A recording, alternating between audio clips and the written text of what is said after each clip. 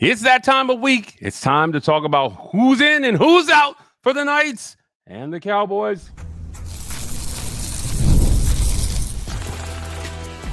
You are Locked On UCF, your daily podcast on the UCF Knights, part of the Locked On Podcast Network, your team every day. Welcome on in to Locked On UCF, your daily UCF podcast. I'm your host, Mike G. Thank you so much for making us your first listen of every day. Turn us on, turn us up, we'll turn it out. I'm here with my good friend James Duncan, UCF sports commentator, to talk a little UCF football here on a Friday morning. It's almost game day. One more sleep until UCF football. Today's show is brought to you by our title sponsor, FanDuel, the official sports betting partner of the NBA. New customers can bet just $5 and possibly win $300 in bonus bets. Visit FanDuel.com today. Download the app to get your bets in.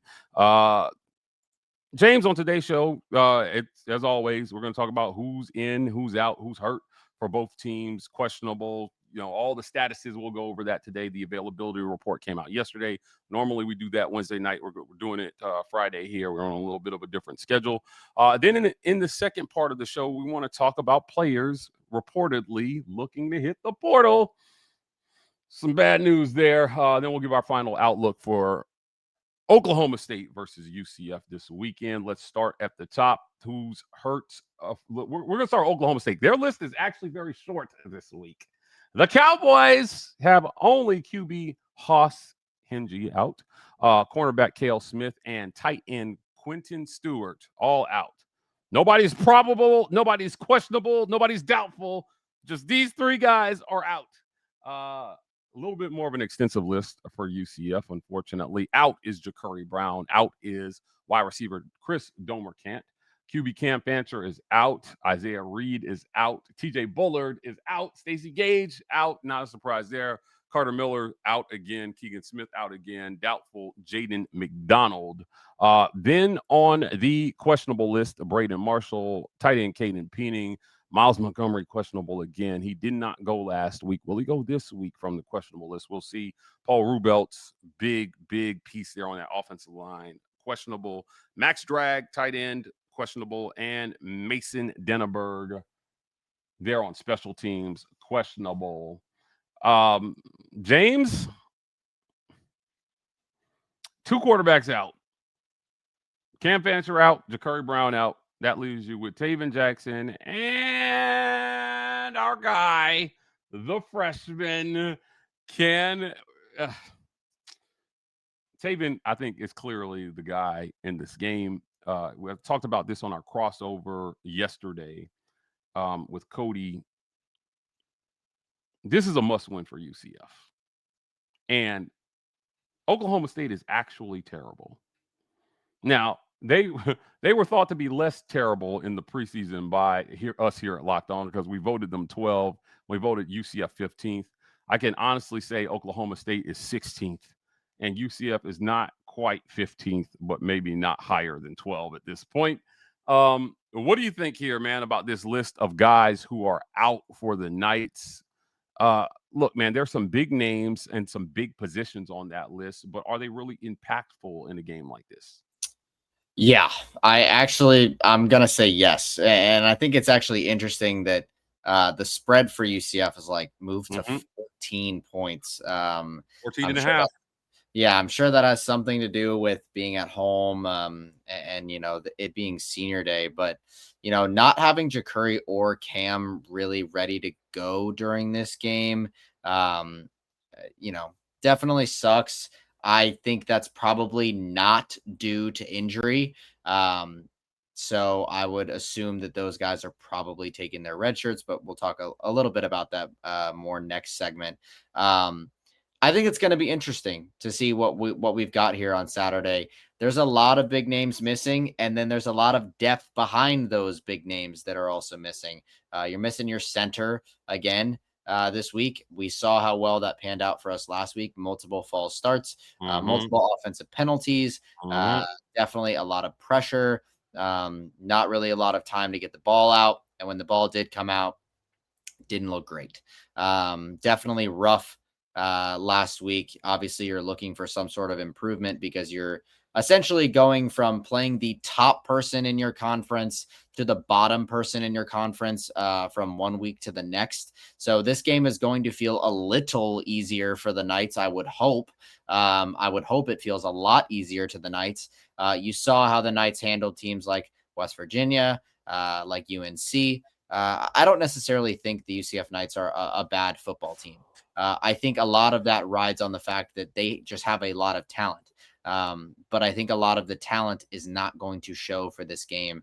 Myles Montgomery, obviously banged up. He still was a captain last week, despite being on the sideline. That kind of just shows you how, how far his influence really spreads. Great guy, great football player. I hope that we get to see him this Saturday. I think things are looking up in terms of us being able to see him this Mm. Saturday. So hopefully you have more than one scholarship back ready to go. We dealt with that last game, and Ajuman ID has done really well, but it's not something that he was going into the season prepared to get carries at big games. So you definitely want to give the ball to Myles and Jaden as much as possible. Yeah, the running game has been a bright spot, I think, for UCF here when those guys are healthy. Yeah, Myles and Jaden, one of the better running back tandems in the conference. I said this on our segment with Andrew James. It feels like to me that when you look at this schedule and you look at how UCF has done, um, they beat the teams that they were supposed to beat, and they lost every game that was evenly matched or borderline. So yeah, Jacksonville State, you beat them. You're supposed to win that game. North Carolina D&T, you beat the hell out of them. But you're supposed to win that game. North Carolina, they were a bad team, and I told everybody that going into that game, and got, hey, I don't understand why you're so confident about this. No. You were way better than North Carolina, and they beat them 34-9. Kansas State, wake up call. Kansas, winnable game. I would say that these teams were more evenly matched, Kansas and UCF. I don't know if you would agree, but I thought yeah, they were evenly matched. But again, Jalen Daniels making the plays that they needed when they needed him to make them, and you lose by 7 points. You lose by a touchdown. Cincinnati, 20-11. Again, they're a better team than you, but your defense held you in this, and your offense just produced 11 points, so you lost. You beat West Virginia. They were a bad team. That is a game you should have won. Baylor, 30-3. I thought UCF could have won this game. I was actually surprised at how terrible they played offensively. I think this is one of their worst defensive performances of the year, because Baylor, man, a super beatable team. They're having a great season. I don't know. I just think bad day for UCF. Houston, 27-30. I would say these were evenly matched, and you came out on the wrong end there. Texas Tech, no prayer. Too many people hurt, and they're a way better team than you. yeah, So you lost that game. And here we are with Oklahoma State, who is, in my mind, they're as bad as West Virginia. You should dominate this game. And then the BYU, who they're a better team than you, but if you're not healthy going into this one, I don't know how much faith I have that they'll pull that one out. They've got to win these last two to make a bowl game. Gus went 4-8 last year. You beat Oklahoma State, you're one game better than last year at the very least. You pull out a miracle versus BYU, and you pulled out a miracle for the season here. yeah, Injuries are going to play a big role, James, and whether UCF can pull off that miracle at the end of the season at BYU and make a bowl game. BYU, 11th in the country right now, and when you look at them at 9-1, they've got playoff aspirations. So it's going to be a formidable task if you're Scott Frost. One of the things that I said here was beat this team, but get out of here healthier than you came in. yeah. Some of these guys on the questionable list, man, I don't know. If you don't have to play them and you can get these guys on the field, like if you could win this game without Myles Montgomery, do you rest him maybe and then have him for BYU? What do you Yeah, think? I wouldn't be surprised to see Jaden start this game, and if it gets close see them put Myles. I'm sure he'll probably end up being a game time decision come Friday night or Saturday morning, whatever time we get that report. And I'll make sure that it's reposted on our socials so that, you know, people can see that information. But I do find it interesting how much people are looking forward to this BYU game. You know, this Oklahoma State team has only won one game on the season. It wasn't an FBS football game. It was against UT Martin. And they've lost every game that they've played other than those. But interestingly enough, their defense played their best game this past weekend against Kansas State, only losing by 7 points or 6 points maybe. Like 6 or 7 points, one of those two, but it was 7-13 or 6-13, one of those two. And you know, their defense played really well to stop a Kansas State team that's doing that well. You know, that says something. I wouldn't put it past this Oklahoma State team to end up maybe showing up, and it ends up being a trap game for UCF. I think this game is very important to look at it for what it is. It may be a competitive football game, Mike. And I think, you know, something that you've repeatedly said, and I do think it's correct, is you've won every game that you were supposed to win this season. And in the games that were kind of a toss-up or the games you were supposed to lose, you lost. But in the games you won, besides Jack State, you won them handedly. Like, you won them pretty much without a doubt after the second quarter that you were going to win those games. With the other games on the schedule, you were kind of in it for the most part besides Baylor and Texas Tech. So it's definitely interesting because the games that you were supposed to win and that, you know, you won by a lot. And the games that were really close, you lost by a little. And we haven't really pulled out a close one, Mike. I mean, in the competitive games, when it really comes down to it and you're getting to the nitty-gritty at the end of the game, it feels like you are finding active ways to lose your football games. I would agree with that. You cannot do that because this may be a game that's competitive in the third, fourth quarter. And you may be up, you may be down. If the game's within 7, it's a competitive game. If the game's within 14, it's a competitive game in the bounce house. And so you have to really focus all the way through 4 quarters and play and have good, consistent play. And that is something that we have just yet to see other than NCA&T, West Virginia, and UNC. We haven't seen a consistent team that's creating explosive opportunities and moving the ball down the field at a consistent rate. It just has not happened since those weeks. You need to see it desperately here. You do need to see it. Look, again, the healthier you can be for BYU, I think, you know, if you're Scott Frost, finding a way to get a signature win in year 1 would inject a lot of hope into the offseason. Like, and you send a message, hey, man, when we get some better players, you better watch out for us because we did limit Cincinnati's offense to 20 points. You know, we only scored 11, but, you know, we upgrade the talent. Potentially, we upgrade the results. So we'll see what they're able to do here, who they have. But speaking of who they have, let's talk about who they may not have going into next season. Some players reportedly to us, looking at the portal, we'll go down that list of names next on Locked On UCF. This episode of Locked On UCF is brought to you by our friends at FanDuel, the official sports betting partner of the NBA and America's number one sports book. The NBA is back. There's no better place to get in on the action than with FanDuel. Even if you missed the start of the game or want to ride the hot hand, FanDuel has live bets on everything from who will score next to fourth quarter comebacks. Plus, you can even combine all your bets into a same game parlay for a chance at an even bigger payout. It keeps every game exciting, especially when your team is making that late push.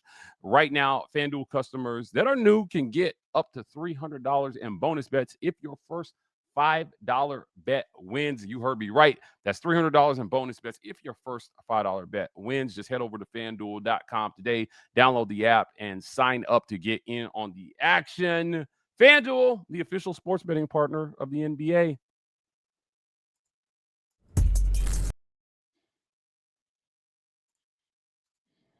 Some guys may hit the portal here. And we'll start on defense here. The defense has played well this year, I think. Definitely in certain spots, but they've kept UCF in some of these games. And when your defense plays well, some guys are going to get recognition. One of those guys is Nyjalik Kelly, beloved on this UCF defense. Talk to me about Nyjalik Kelly, man. Getting some big numbers thrown at him. I've been talking to a lot of players and coaches, and right now it's like rating season for teams in UCF's position where you're not having a great season, but you've got some great players on your team, and they're going to be looking at offers. They're going to be fielding offers, and you're going to be fighting off suitors. Nyjalik, man, what's the status? Yeah, I think for UCF fans, it's almost as reminiscent of a particular RJ Harvey situation last year where RJ, at the time, and I say this from someone that's experienced in this industry, the NIL inflation every year is insane. And people that were getting paid 100,000 might be getting paid 500,000, and it has nothing to do with an increase in talent or development. It solely has to do with the fact that people are just paying more for players now. There is more revenue share. There is more third party. There is just an increase in dollars in the industry. And so players are getting paid more. So the likelihood of, big portal classes are, huge. And especially for schools that have really, really good star players, but aren't performing as a unit. Well, those star players want to be performing on a star team, and those guys want to win. And it's unfortunate because you have a lot of those players this year on, this lineup. Last year, it was RJ Harvey. He got offered, I will say a pretty substantial amount for a running back. Last year, running backs weren't really making, seven figures, but this particular running back was going to make upwards of, $700,000, $800,000 to a particular school down south here in Florida. And so we all knew that. We knew that he was going to get offers and he stayed. And that is something that you really have to focus on here if you're Scott Frost, which is the culture. The culture has, been very, very good. But, in this industry, if you say, hey, man, I really want to stay on this football team, we can offer you $800,000 and the culture is really good. But another school swoops in and says, we can pay you $2 million to come to our school. I'm not going to look at that guy and say, this is in your best interest to stay here. That is just how it is. And unfortunately, guys that do love UCF and do want to be here are getting $2 million plus offers elsewhere.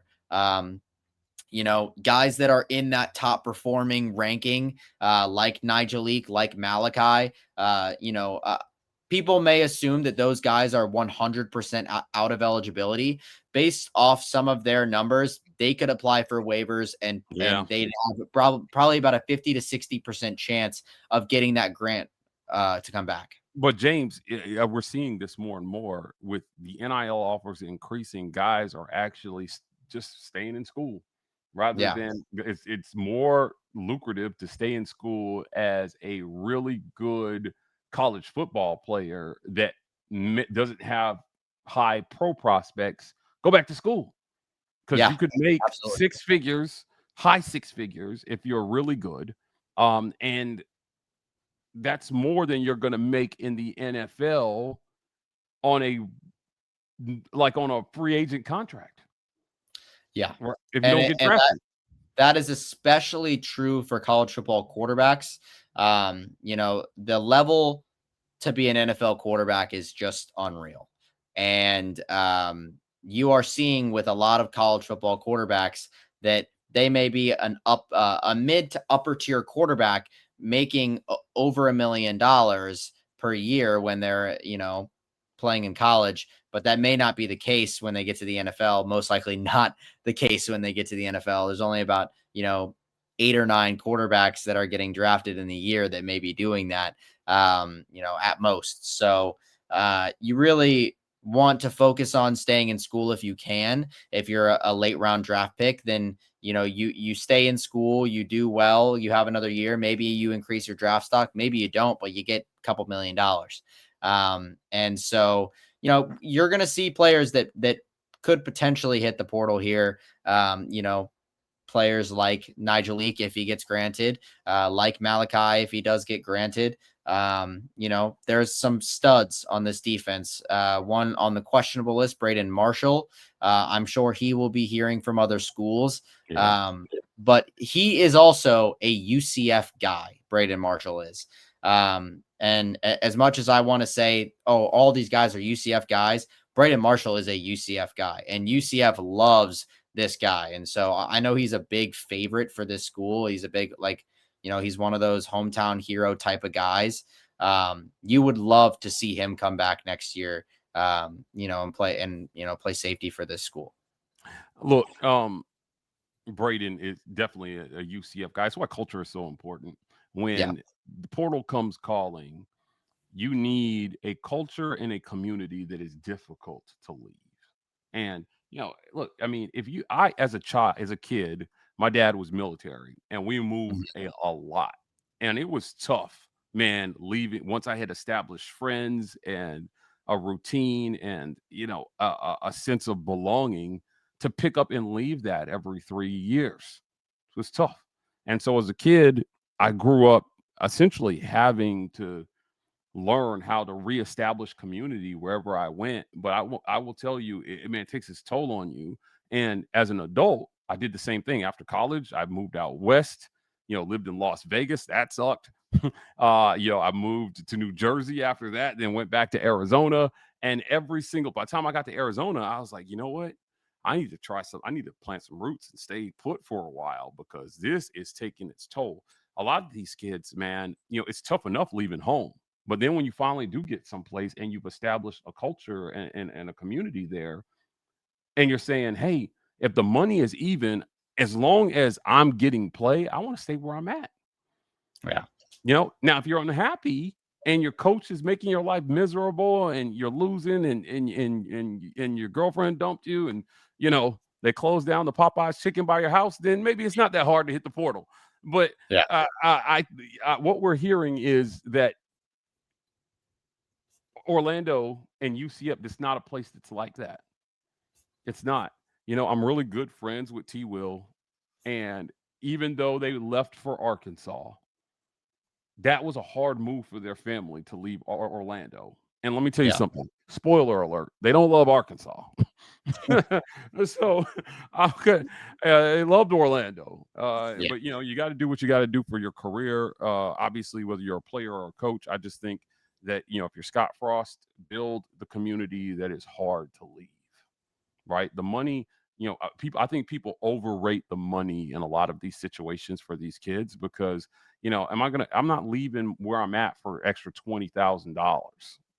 If you're offering me 500 and somebody's offering me 520, I'm staying put for 500. Yeah, no, definitely. And also, we when you look at a player that's making, 1.5 million, if another school offers him 1.6 million, that $100,000 isn't worth the peace of mind at being in the place that you're at.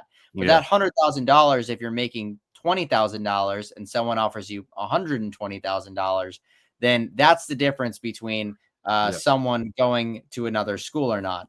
And that's why in the NIL industry, it is so difficult for a lot of people to navigate. And I feel like there's a lot of like, especially student athletes that like might not realize just how much like that how far that money is going and how much that money means. And also like student athletes that might hear, hey, from their coaches, like, oh, we'll give you 700 this year.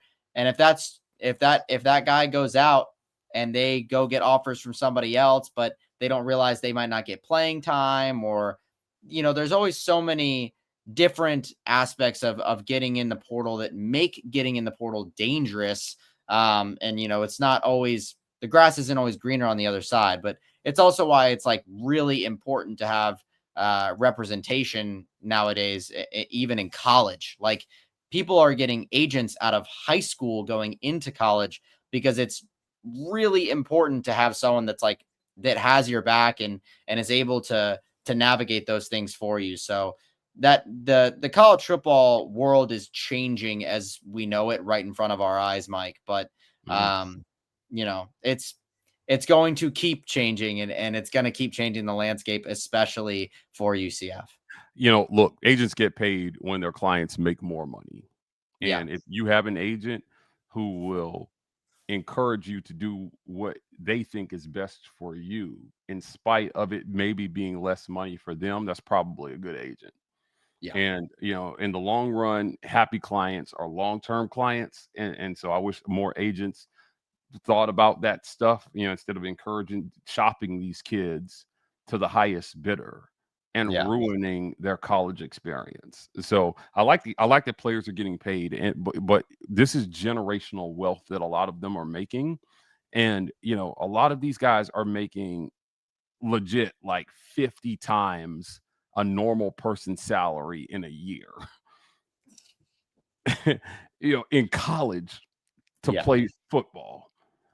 And if you don't have the right people around you when you suddenly come into a lot of money, I'm telling you, you won't have money very long. Yeah.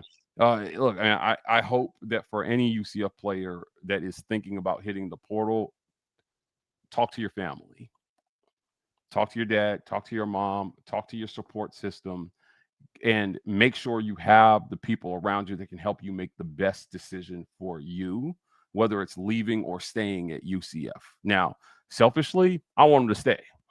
Yeah, of course. Yeah. Right. Yeah. Yeah. But I want them also to do what's best for them, because if you stay in, you're super unhappy. Is that the best thing for UCF and for the player? Probably not. Because if they're unhappy, how well are they going to play? Are they going to give you 100%? Or are they going to give you 80%? And is 80% of Nyjalik Kelly better than 100% of a guy who maybe isn't as talented but wants it more? Yeah. It's like some people be like, oh, you take the more talented guy. Well, not always. Maybe I take the harder worker that is focused and obsessed with football over the guy who's letting money rule every decision that he makes. Yeah. So, I've always grown up, I've always been told by my mentors and my parents, like, focus on being the best at what you do, and the money will take care of itself. It's what I've always done. It's how I found success in corporate America before I started sports media. And it's how I've been able to get 2 channels off the ground from scratch. Yeah. You got to be obsessed with it. And when you are, most people will not understand your obsession. They won't get how you spend as many hours as you do doing what you do. They won't get it, James. But that is the best way to make as much money as you can doing the things that you love, is to be the best at it. And to be the best at it, you have to put the work in, you have to put the time in, and you've got to fall in love with all the stuff that sucks. All the stuff everybody else doesn't want to do, you got to do. And you got to learn to love it. And when you fall in love with the grind, man, really good things happen. So these guys are extremely talented. I wish them the best. I hope they stay at UCF, but I hope that they keep their eyes focused on the prize and see the big picture, because when you're short-sighted, you can miss a lot in life. Look, we're going to talk about final outlooks for this game and what we think will happen on Saturday. Next on Locked On UCF.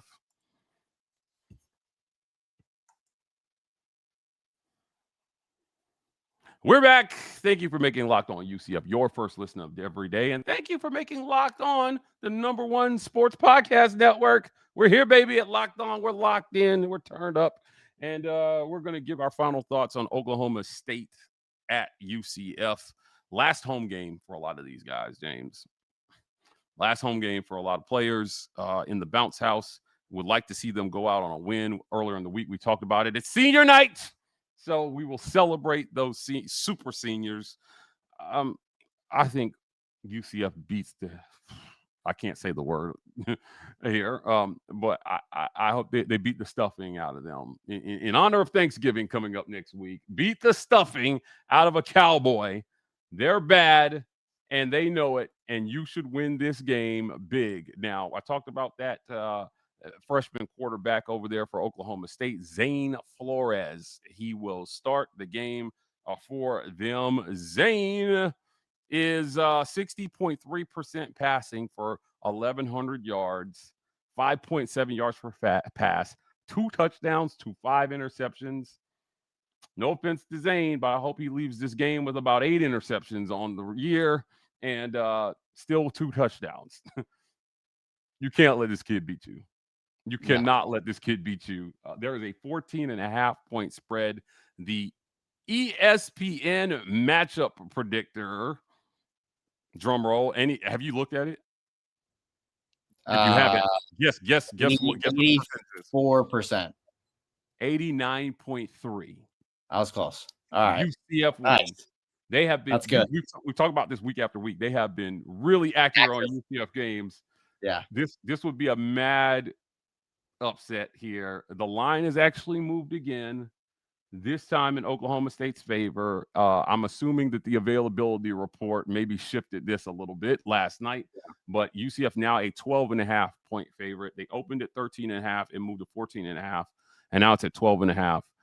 If you don't know anything about these lines, it's not always about who they think is going to win, but it's more about trying to get even betting on both sides of the line. And if you don't know why that's important to the casinos, they want a clean break so that they can collect the commission. If everybody bets on the winner, they don't make any money. That's just how it goes. So I'm not taking a lot away from the line moving 2 points. This is still a game UCF should win fairly easily. If you're Scott Frost, you have to dial it up. I want to see some good play calling in this one. And I want to see the defense kind of return to form, crush them, man, take their spirit early in this game, and don't give them a chance to hope at all. You can win this game in the second quarter. I would love to see that. In terms of final outlook for this game for me, you definitely need to take this game on early. Book it now. Phillip Dunham gets an interception.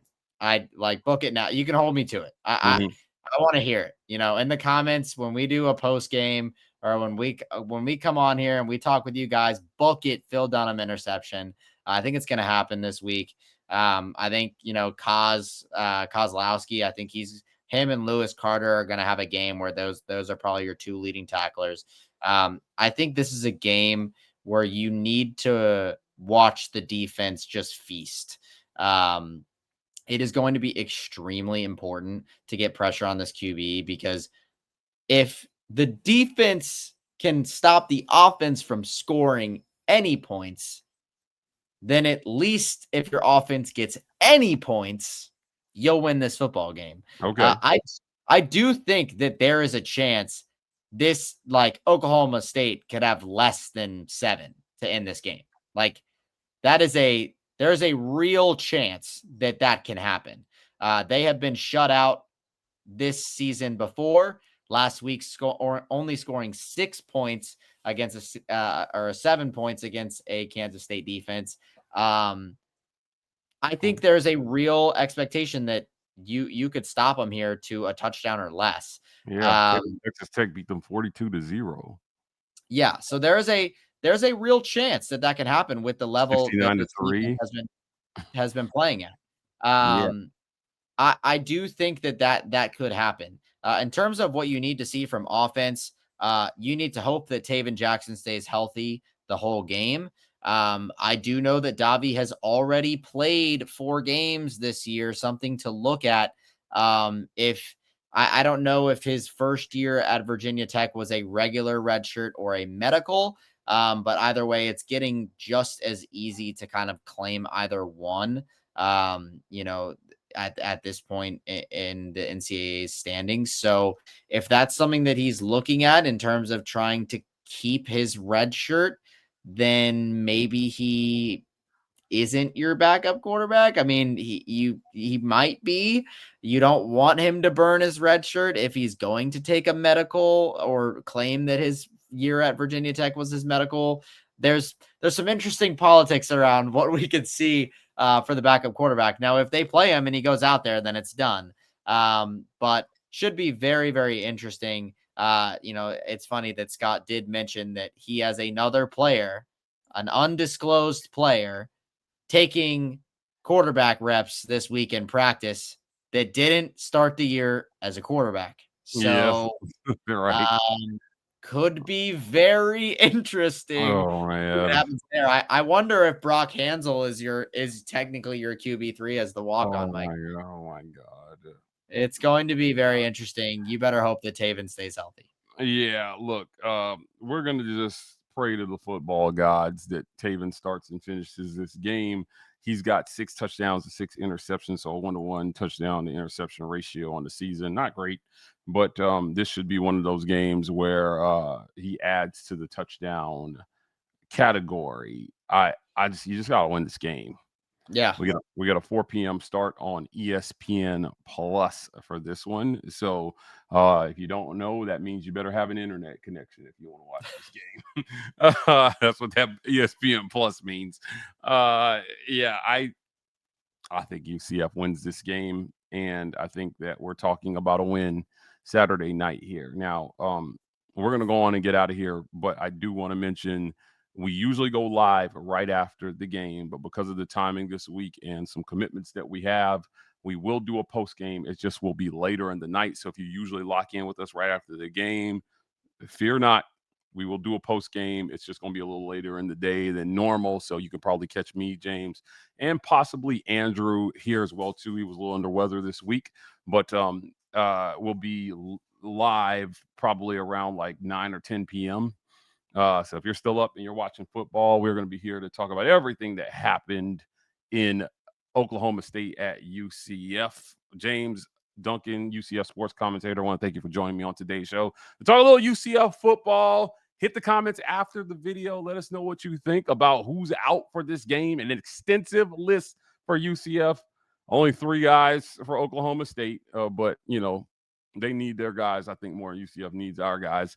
And let us know what you think about these players reportedly looking at the portal. Nyjalik Kelly, Malachi, Braden, a lot of these guys, really good players that I know Scott Frost hopes he can get back on the roster next year if he can do it. But again, we want to hear from you. Then give us your final outlook for the game.